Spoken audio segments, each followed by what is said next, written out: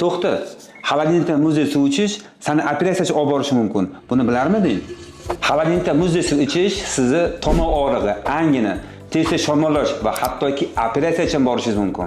To'liq ma'lumot olish uchun videoni oxirigacha ko'ring. Xolodilnikdan muzday suv ichganingizda og'iz, tomoq, shilliq qavatlar yallantiradi, mahal immunitet pasaytiradi va muzday suv ichgandan keyin qon tomirlar torayadi va tashqi muhitdan kiradigan har qanaqa bakteriya, virus sizni aynan yuqori nafas yo'llari, og'iz, halqum, burun, shilliq qavatlariga o'tirib zararlantirishi mumkin va yallanishga sabab bo'lishi mumkin. Ko'pgina ota-onalarimiz aynan bolam muzday suv ichgandan keyin tomoq og'rib qoldi, yo'talib qoldi, burni bitib qoldi yoki quloqda shamollash bo'lib qoldi deb shikoyat qilib kelishadi.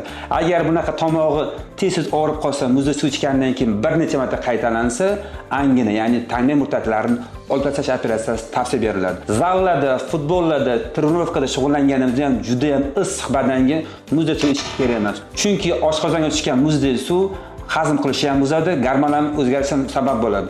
Shuning uchun o'zingiz va farzandingizni xolodilnikdan muzday narsa ichishga cheklash kerak. Oldimizda issiq kunlar ko'p, tez shamollash bo'lishi mumkin. Bu videoni maksimal tarqatib qo'yamiz.